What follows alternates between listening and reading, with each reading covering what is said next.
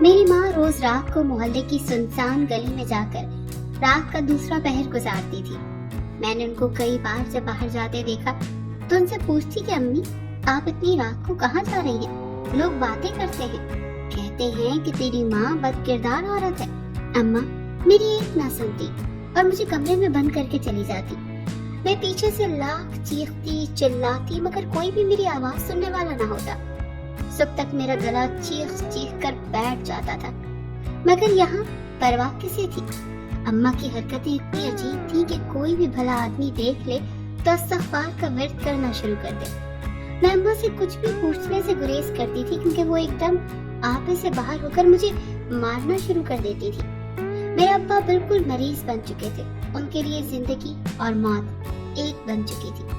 کئی دنوں تک اماں ان کو پوچھتی تک نہ تھی، لیکن اپنے باپ کو اس حالت میں دیکھ کر میرا جی گڑتا تھا، مگر میں اتنی بے بس تھی کہ کچھ بھی کرنے سے قاصر تھی۔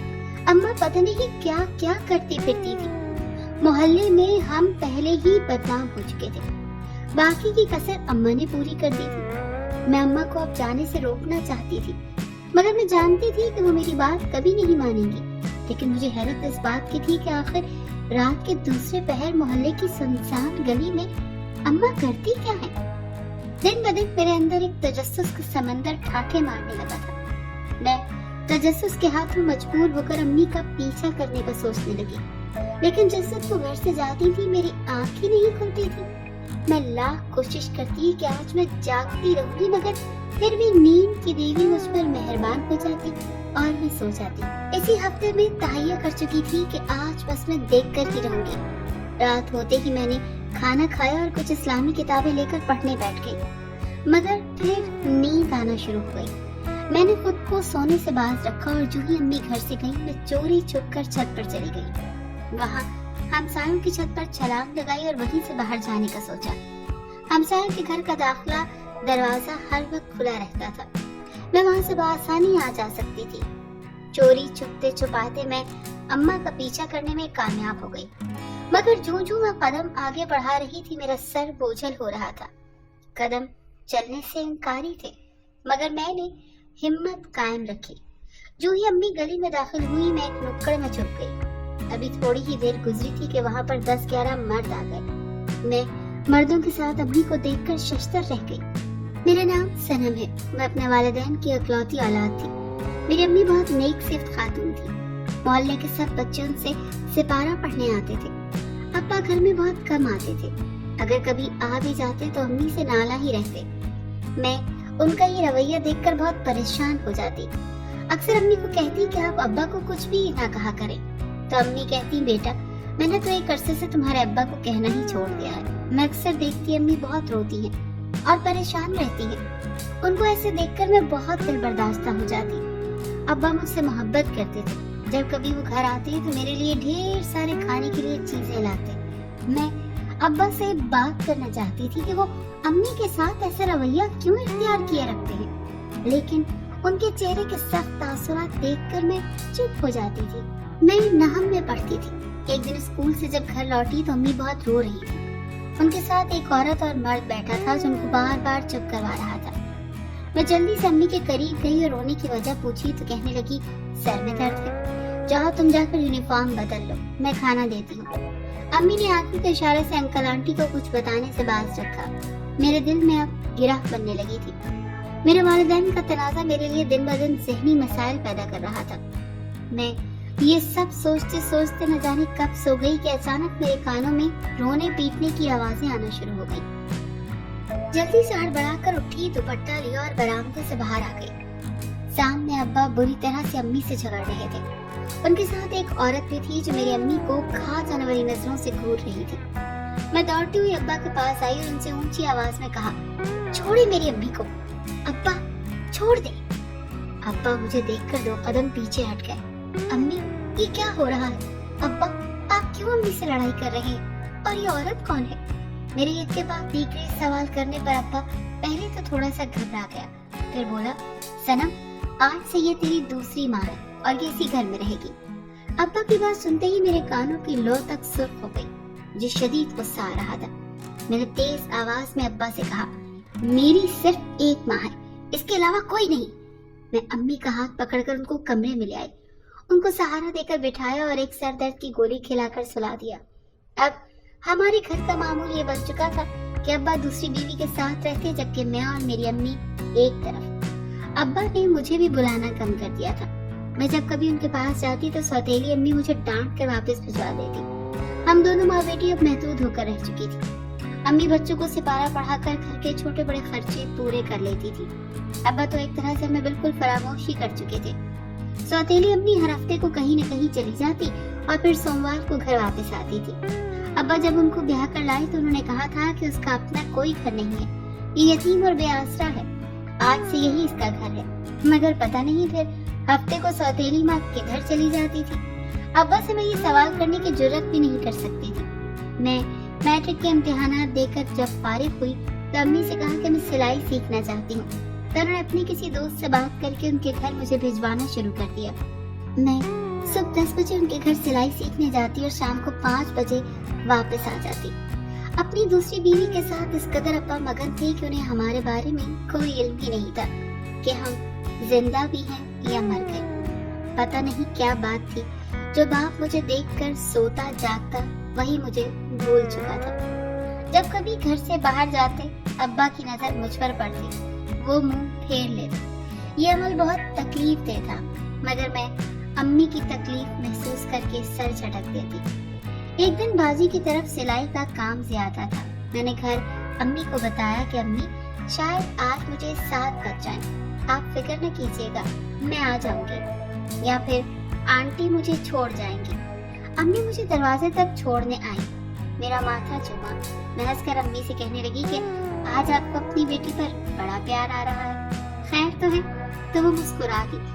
मैं बाजी की तरफ आ गई। सारा दिन काम इतना था कि खाना खाने की भी होश नहीं थी। शाम को 7:30 बजे के करीब जब मैं फारिग हुई तो आंटी मुझे घर छोड़ने आ गई। घर आकर चादर उतार कर मैंने तय की और सीधा अम्मी के पास आ गई, मगर अम्मी सोई हुई थी। अम्मी की गर्दन एक तरफ लुढ़की थी। मैंने उनकी गर्दन सीधी की। मुझे कुछ अजीब सा एहसास हुआ। जल्दी से अम्मी को उठाया, लेकिन अम्मी के जिस्म में कोई भी जुम्बिश न हुई। मेरे हाथ पांव फूलना शुरू हो गए, मगर हिम्मत से काम लेते हुए मैंने जल्दी से अम्मी का फोन पकड़ा और साथ वाली को फोन करके सूरत हाल बताई। वो जल्दी से आई। उसने अम्मी को देखा और मेरे सर पर हाथ रखकर कहने लगी, अल्लाह तुझे सब्र दे बेटी। खाला मेरी अम्मी को क्या हुआ है, ये उठ क्यों नहीं रही? तो उन्होंने कहा कि तेरी अम्मी अब इस दुनिया में नहीं रही। अल्फाज थे कि चाबुक। ये अल्फाज सुनते ही मैं जमीन पर ठहर सी गई। खाला चूंकि दाई थी, वो डॉक्टरी मामलात से वाकिफ थी। उन्होंने ही घर के बाकी उमूर संभाले। जनाजे से लेकर नहलाने तक सब जिम्मेदारी उनके सर थी। अम्मी के जाने के बाद मेरी दुनिया उजड़ चुकी थी। मेरे बाप ने आगे बढ़कर एक बार भी मेरे सर पर हाथ नहीं रखा था, ना ही मुझे कोई हिम्मत दी थी। मैं भी किस इंसान से तवक्को कर रही थी जिसने पहले कभी हाथ नहीं रखा था, अब क्या रखता।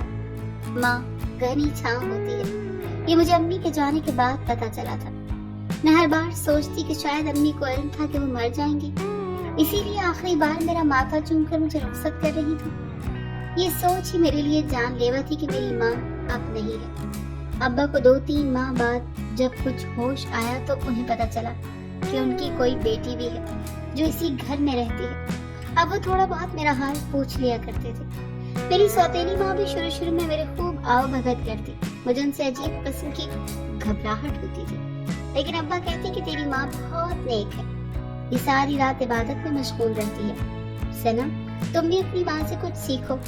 मैं नहूसत से मुंह फेर लेती। जिस माँ ने ये सब सिखाया था आपने उसकी कौन सा कदर कर ली थी। तालीम को मैं खैराबाद कह चुकी थी, अब ज्यादातर घर पर ही रहती थी। मैं अक्सर देखती जैसे मेरी सौतेली माँ कुछ छुपा रही हो, क्योंकि 1-2 बार जब रात को मेरी आँख खुलती तो दरवाजा खोलकर बाहर चली जाती। मैं हैरान होती कि इतनी रात को ये किधर जाती है। एक दिन जब मैंने उनको जाते देखा तो मैं छत पर जाकर उनको देखती ही रह गई कि आखिर ये जाती किधर है।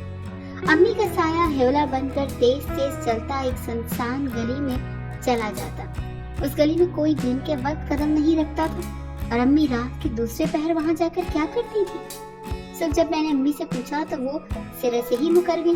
और कहने लगी, तू मुझ पर नजर रखती है, तुझे शर्म नहीं आती? अब्बा ने उस रोज मुझे बहुत डांटा। मैं सारा दिन रोती रही। शायद किस्मत में भी और दुख बाकी थे। मेरे अब्बा को फालिज और हार्ट अटैक एक साथ हुआ और वो बिस्तर पर लग गए।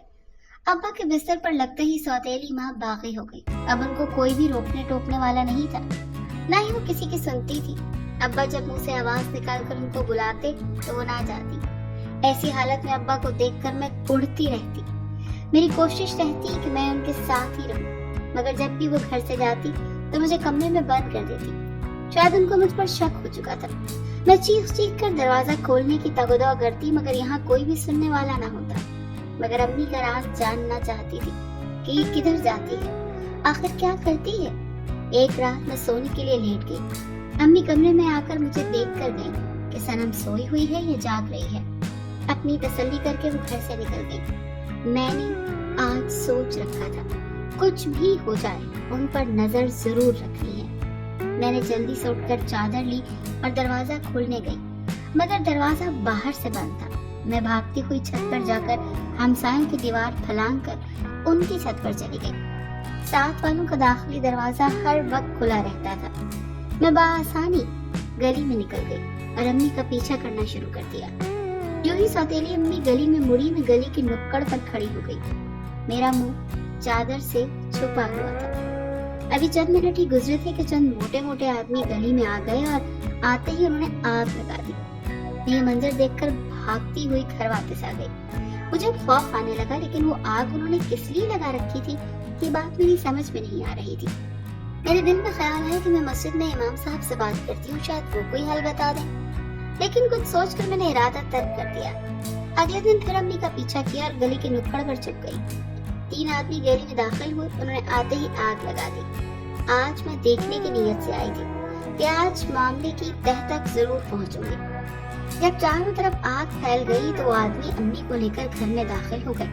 वो आग काले रंग की थी। मैं आग का ऐसा रंग देखकर डर गई, मगर चलते हुए दरवाजे के करीब आई जहाँ कुछ देर पहले अम्मी दाखिल हुई थी। दरवाजे में सुराख था। मैंने वहां से अंदर का मंजर देखना चाहा तो मेरे होश उड़ गए। घर में भी हर तरफ आग लगी हुई थी। अम्मी उन आदमियों की हिदायत पर अमल कर रही थी और आग के गिर्द चक्कर काट रही थी। मैं दौड़ती हुई मोहल्ले के मौलवी के घर आई। जोर जोर से उनका दरवाजा बजाने लगी। मौलवी की बीवी ने गुस्से के आलम में दरवाजा खोला। मैंने जल्दी से उसकी बीवी को हटाकर मौलवी साहब को आवाज दी। वो बाहर आ गए। मैंने जल्दी में उनको साथ चलने का कहा और साथ साथ तफसील बताने लगी। मैं मौलवी साहब के साथ जब गली में दाखिल हुई तो वो आग देखकर परेशान हो गए, लेकिन उनकी जबान पर आयतुल कुर्सी का विर्द जारी था। मौलवी साहब ने घर के दरवाजे को धकेला तो वो खुल गया। अम्मी मुझे और मौलवी को देखकर डर गई। वो तीनों आदमी भी उठ गए। मौलवी साहब ने कुछ पढ़कर फूंका तो आग बुझ गई।